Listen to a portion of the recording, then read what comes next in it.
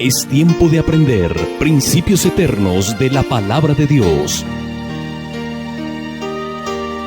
En Tiempo con Dios, el pastor Óscar Mauricio Caicedo.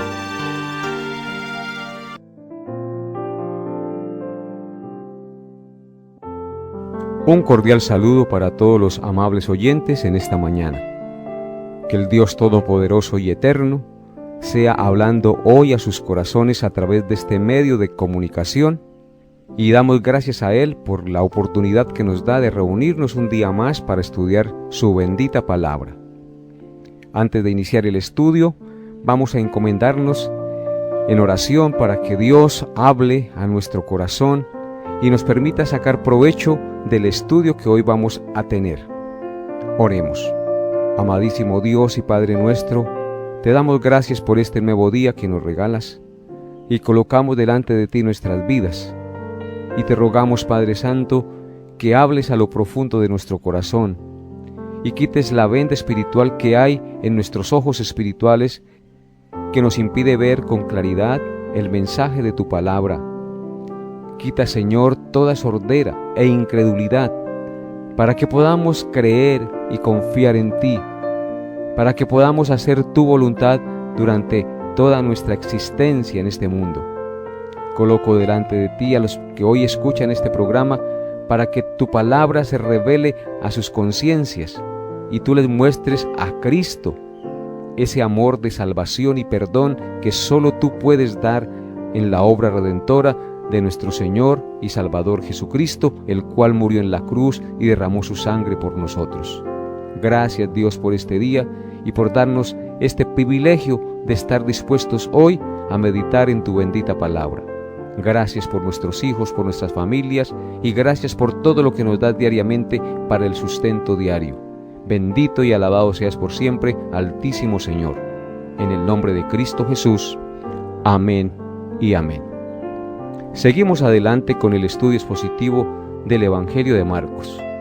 Nos corresponde hoy meditar en Marcos 6, versículos 1 al 6.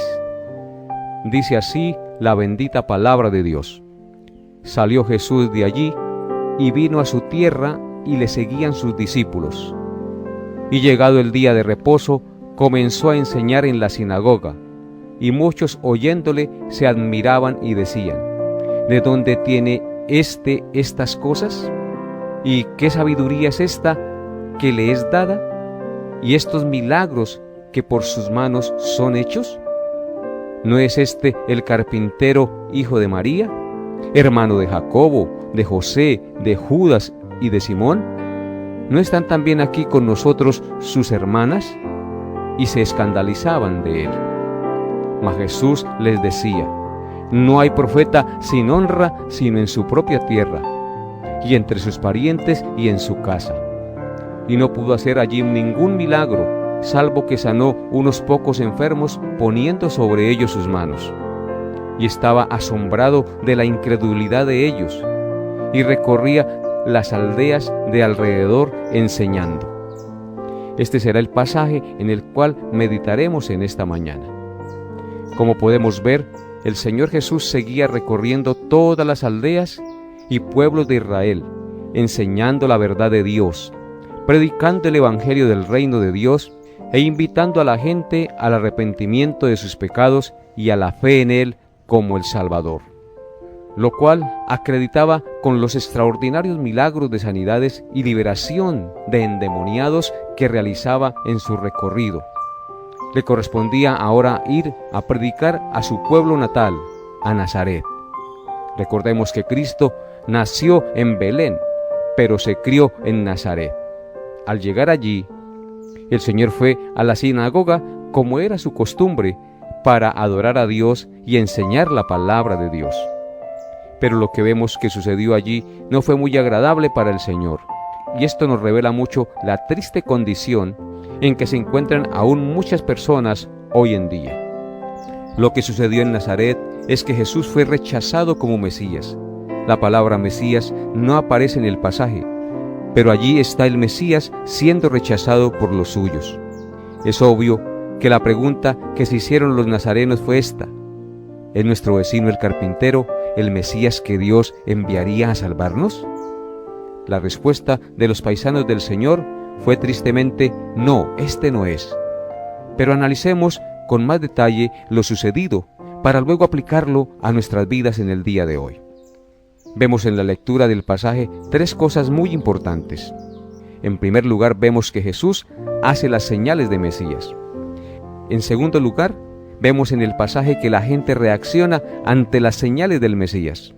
Y en tercer lugar, vemos la incredulidad de su pueblo ante el Mesías. Veamos entonces estas tres cosas que nos revela el pasaje. Veamos en primer lugar, Jesús hace las señales del Mesías. Versículos 1 y 2. Dice así la palabra de Dios: Salió Jesús de allí y vino a su tierra, y le seguían sus discípulos. Y llegado el día de reposo, comenzó a enseñar en la sinagoga, y muchos oyéndole se admiraban y decían: ¿de dónde tiene estas cosas? ¿Y qué sabiduría es esta que le es dada? ¿Y estos milagros que por sus manos son hechos? Antes de hablar de las señales del Mesías, expliquemos un poco qué significa la palabra Mesías. Después de que el hombre pecó en el jardín del Edén y la raza humana quedó en un estado de condenación a causa del pecado, Dios prometió un Salvador, un hijo de la mujer, que heriría mortalmente a Satanás, quien causó la caída de Adán y Eva, y libraría a muchos de su estado de esclavitud, de pecado y de condenación eterna. A este hijo de la mujer se llama en la Biblia el ungido de Dios.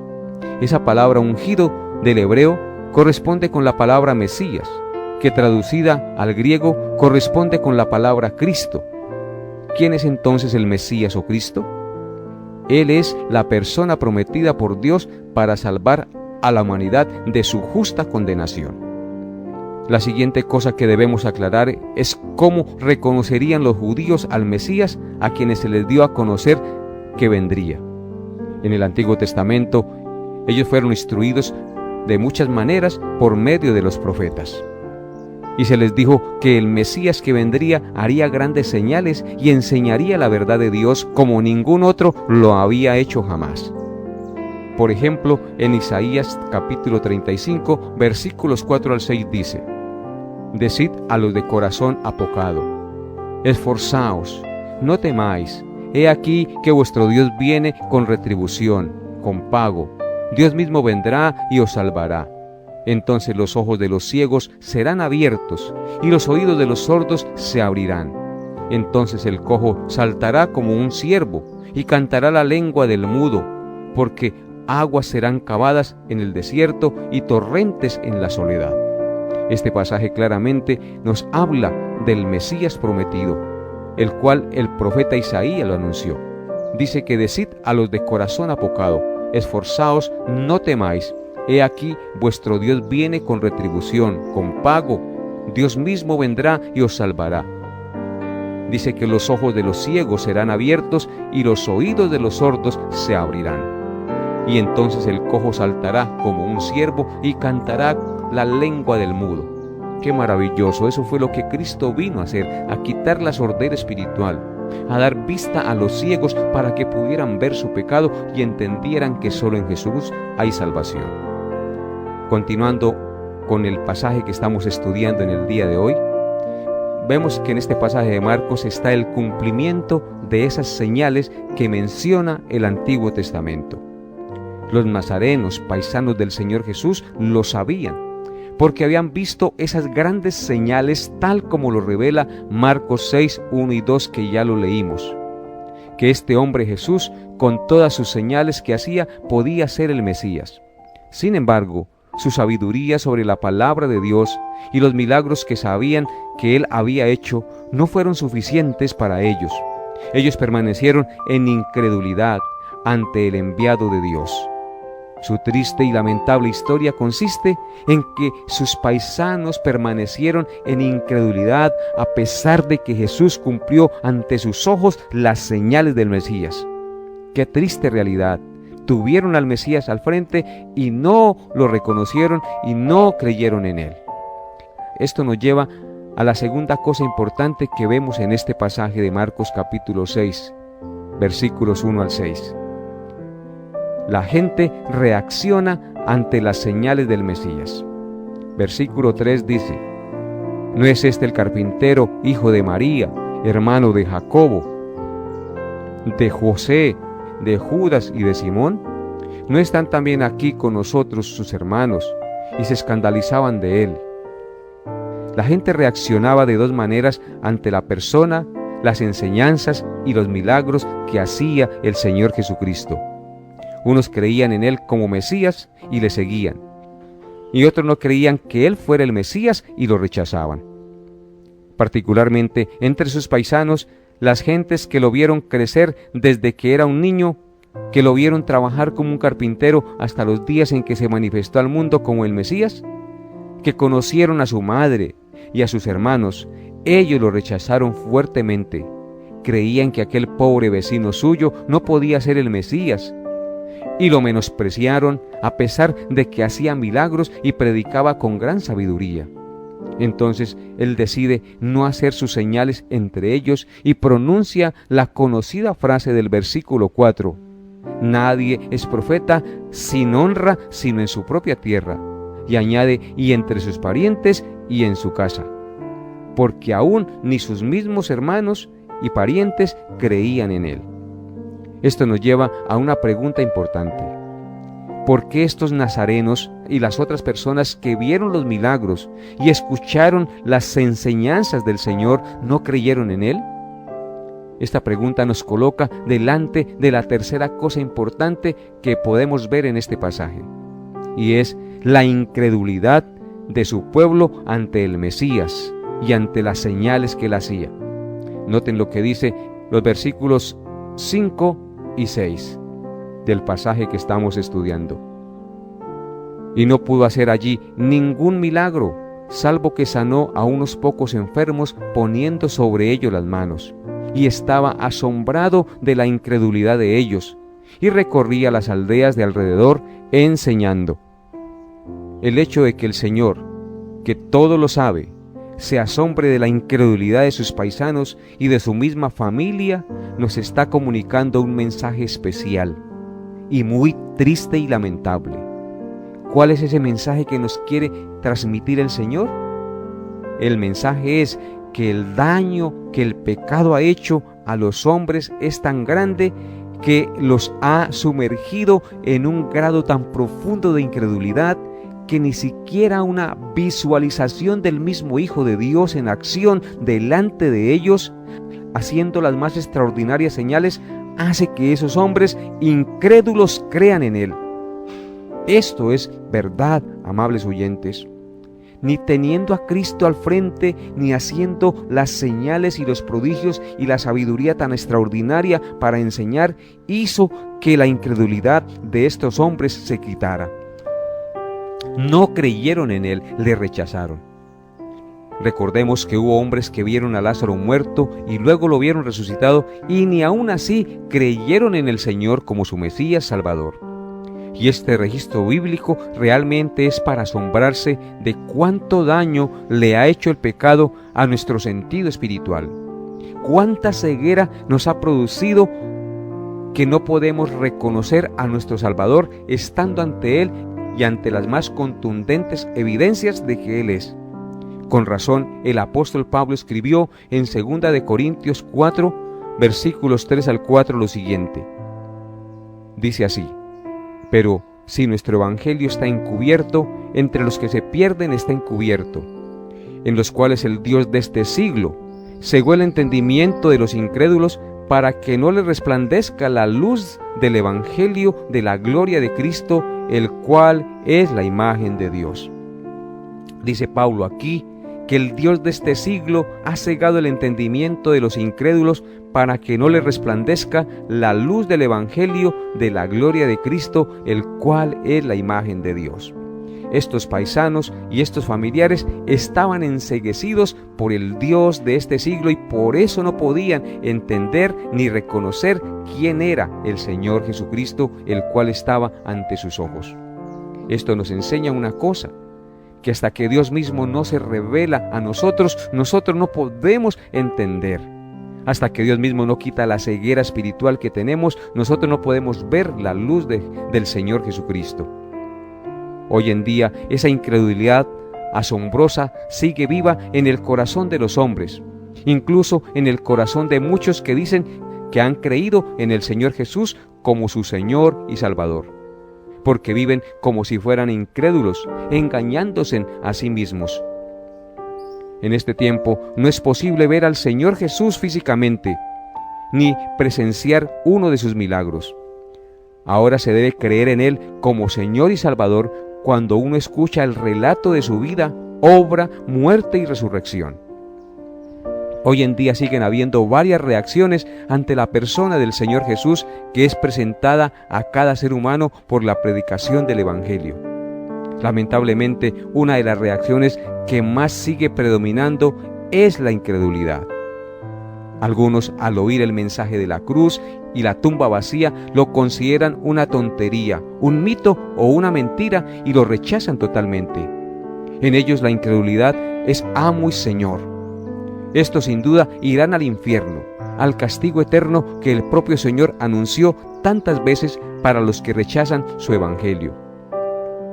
Otros, al oír al que tuvo que morir en la cruz por los pecados de los que creen en Él, se dan cuenta que sus propios pecados causaron su muerte y se arrepienten de corazón, y luego sus vidas son transformadas y comienzan a seguirle fielmente obedeciendo su palabra.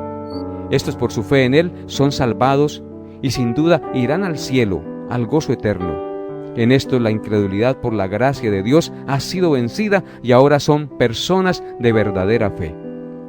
Pero la incredulidad más preocupante es la de aquellos que oyen el mensaje de la cruz y la tumba vacía y dicen creerlo de corazón, pero sus vidas no muestran una verdadera obediencia a la palabra de Cristo. Leamos lo que el mismo Señor dijo en otra ocasión sobre tales personas. Miremos Mateo 7, versículos 24 al 27. Dice así la palabra de Dios: Cualquiera pues que me oye estas palabras y las hace, le compararé a un hombre prudente que edificó su casa sobre la roca. Descendió lluvia, vinieron ríos, soplaron vientos y golpearon contra aquella casa, y no cayó porque estaba fundada sobre la roca. Pero cualquiera que me oye estas palabras y no las hace, le compararé a un hombre insensato que edificó su casa sobre la arena. Y descendió lluvia, y vinieron ríos, y soplaron vientos, y dieron con ímpetu contra aquella casa, y cayó, y fue grande su ruina. ¿Saben por qué? Porque no estaba fundada sobre la roca, sino sobre la arena. Este pasaje nos muestra claramente, y en él vemos lo que sucederá a las personas que oyen las palabras de Cristo y no las hacen. Dicen ser creyentes, pero no viven como verdaderos creyentes. Sobre estos que se engañan a sí mismos vendrá el juicio de Dios y será grande su ruina, su condenación eterna. Amables oyentes, el mensaje es claro. Aquellos que dicen ser creyentes, pero viven como incrédulos, se autoengañan y si no se arrepienten de verdad, serán condenados. En conclusión, los protagonistas de nuestro pasaje son dos: el gran Mesías, Hijo de Dios, y la incredulidad de las gentes. Y lo que nos corresponde hacer a nosotros es averiguar qué ha pasado en nosotros cuando nos han hablado del gran Mesías, Hijo de Dios. ¿Hemos de verdad creído en Él? ¿O lo hemos rechazado como esos nazarenos paisanos del Señor? ¿O quizás lo hemos rechazado como aquellos que dicen creer en Él, pero con sus vidas de desobediencia lo niegan? Quizás estamos en incredulidad. ¿Es usted uno de ellos, amable oyente? Aquí hay 3 opciones y usted debe saber escoger en cuál de esas está usted. ¿Eres como esos nazarenos orgullosos y menospreciadores que lo rechazaron totalmente porque no podían admitir en su incrédulo y orgulloso corazón que un hijo de un humilde carpintero fuera el Mesías prometido? ¿O eres un creyente de nombre que dice creer en Él, pero no muestra un verdadero interés por vivir la vida que el Señor le agrada? No le interesa la Biblia, la oración, la congregación con otros creyentes. No se preocupa por vivir en santidad, aborreciendo el pecado y sirviendo a los intereses del reino de Dios. sino que aunque dice ser creyente, amas más al mundo que a Cristo? O quizás usted es un verdadero creyente que se ha arrepentido de sus pecados y ha confiado en Cristo como su único y suficiente Salvador, y ha dejado atrás todos sus pecados pasados. Ahora se esfuerza por andar como a Dios le agrada, ama la Biblia, practica regularmente la oración, ama la iglesia de Cristo y se reúne periódicamente con otros cristianos. Ahora su vida quiere vivirla para agradar a Dios y está dispuesto a entregarse totalmente a Dios tal como Él enseña en su palabra. Usted debe entender y estar seguro si lo suyo es Cristo o si lo suyo es la incredulidad. Si lo suyo es Cristo, la vida que vive debe ser como la que hemos descrito anteriormente. Pero por el contrario, si lo suyo es la incredulidad, su vida será de apatía hacia las cosas de Dios. Si lo suyo es la incredulidad, su destino eterno está determinado. Usted pasará la eternidad separado del Cristo a quien usted rechazó. Pero aún hay esperanza para usted. Escuche acerca del Señor Jesús. Crea en sus obras y en sus milagros, en su muerte de cruz y su resurrección, y será perdonado de su horrenda incredulidad, y será perdonado y salvado totalmente. No sea como aquellos hombres y mujeres de Nazaret. Crea en Jesús hoy y alcanzará la vida eterna, porque el que en Él cree no será condenado, y el que no cree ya ha sido condenado porque no ha creído en el nombre del unigénito Hijo de Dios. Atendamos lo que dice el Espíritu Santo en Hebreos 4, versículos 1 y 2, donde dice: temamos pues, no sea que permaneciendo aún la promesa de entrar en su reposo, alguno de vosotros parezca no haberla alcanzado. Porque también a nosotros se nos ha anunciado la buena nueva como a ellos, pero no les aprovechó el oír la palabra por no ir acompañada de fe en los que la oyeron. Claramente el pasaje nos dice: temamos pues, no sea que permaneciendo la promesa de entrar en el reposo, algunos de vosotros por la incredulidad parezca no haberla alcanzado. Que Dios les dé a todos hoy una correcta visión sobre su estado espiritual, si realmente son verdaderos creyentes en el Mesías de Dios, o si aún en ustedes todavía reina la incredulidad que tanto asombró a nuestro Salvador en su visita a Nazaret. Si es así, arrepiéntete de tu pecado y cree de todo corazón en el Señor. Lamentablemente, muchas personas hoy menosprecian al pastor humilde que no tiene una iglesia lujosa ni con muchos miembros. Para ellos ese pastor no es digno de ser escuchado. Para ellos, solo el digno de ser escuchado es la enseñanza de los superpastores y superapóstoles con templos grandes y lujosos y con muchos miembros. Si es así, arrepiéntete, porque Dios toma de lo más vil y menospreciado para avergonzar a los sabios y orgullosos. Arrepiéntete de tu pecado, porque Dios exalta a los humildes y humilla a los orgullosos. No ponga la mirada en los hombres, ponga la mirada en Dios, que hace cosas maravillosas con personas humildes y sencillas que aparentemente no tienen nada que dar. Muchos no creían en Cristo porque creían que Él no era digno de ese honor, porque para ellos debía ser un alto prelado de los fariseos el que reinara, gobernara y los liberara. Pero Cristo vino como un humilde hijo de carpintero y sorprendió a todos. Murió en la cruz y resucitó venciendo la muerte, y hasta el día de hoy se anuncia lo que Él ha hecho en el mundo y se sigue creyendo porque su reino es eterno. Que Dios nos dé la gracia de vivir de acuerdo a su verdad y que perdone las influencias malévolas de Satanás en nuestro orgulloso corazón, que nos hace creer que solo los que tienen plata y prestigio y títulos son los importantes. Dios, perdónanos y ayúdanos a creer en ti y a ser humildes y sencillos de corazón como lo fue nuestro glorioso Salvador. Revélate a cada oyente en esta mañana y muéstrales tu luz y tu verdad. Te pido esto en el nombre de Cristo, amado Dios. Hasta aquí nuestra enseñanza por el día de hoy. Nos vemos, Dios mediante, el próximo programa. Bendiciones a todos en Cristo Jesús. Hemos llegado a la parte final de Tiempo con Dios.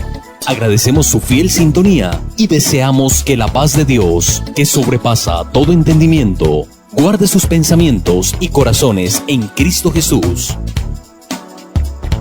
Les esperamos en nuestra próxima emisión para tener un tiempo con Dios.